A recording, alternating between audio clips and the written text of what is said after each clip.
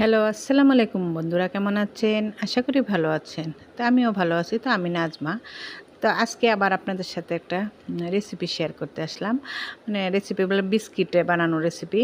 তো এটা খুবই সহজ এবং খেতেও খুবই মজা হয়। আর বাসায় থাকা অল্প উপকরণে আপনারা এটা বানিয়ে নিতে পারবেন। আপনারা যখনই মনে চাইবে যে চা খাবো, তখনই আপনি ইচ্ছা করলে ২০ মিনিট আগে এটাকে ২০ মিনিট লাগবে তৈরি করে নিতে পারবেন।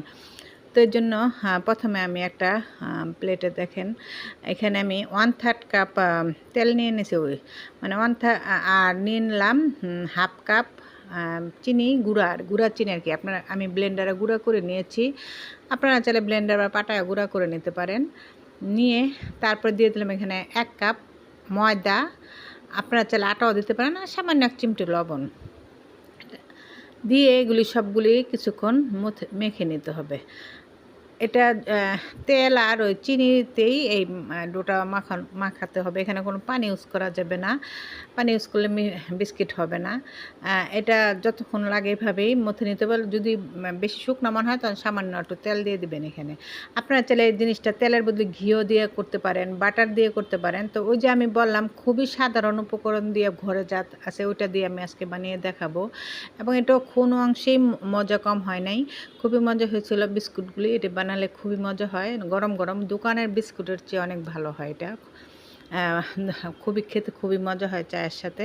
তাই তো দেখেন, এভাবে করে আমি এটাকে মথে নিলাম কিছুক্ষণ, ৫-৬ মিনিট এভাবে করে।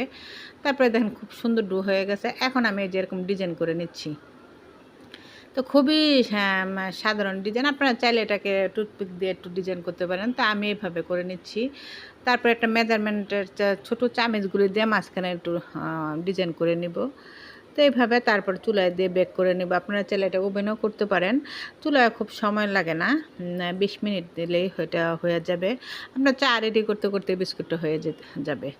খুবই মজা হয়, আর গরম গরম খেলে তো আরও মজা হয়। এটা বিস্কিট ঘরে রেখেও আপনারা এগুলো সংরক্ষণ করেও খেতে পারবেন।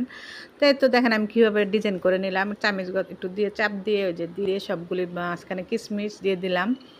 আপনারা চাইলে এখানে বাদাম গুঁড়োও দিতে পারেন, বাদাম দিতে পারেন, এটা আপনাদের ইচ্ছে। তা আমি কিশমিশ ছিল ঘরে, আমি সেটাই দিয়ে দিলাম। এই তো সবগুলো এভাবে করে নিচ্ছি। প্রথমে গুল করে নিচ্ছি সমান করে, তারপরে যে মাঝখানে একটু ট্যাপ করে চামচ দিয়ে তারপরে এখানে কিশমিশ দিয়ে দিলাম। তো এই তো পরে একটা চুলাতে আমি একটা কড়াই বসিয়ে রেখেছি। আপনার একটা পাতিল যে কোনো একটা কিছু বসিয়ে তার মধ্যে একটা স্ট্রেনার বা কিছু একটা দিয়ে তার উপরে স্টিলের প্লেট নিয়ে নিয়েছি, সেটার উপরে বিস্কুটগুলি ছড়িয়ে দেবো আর কি।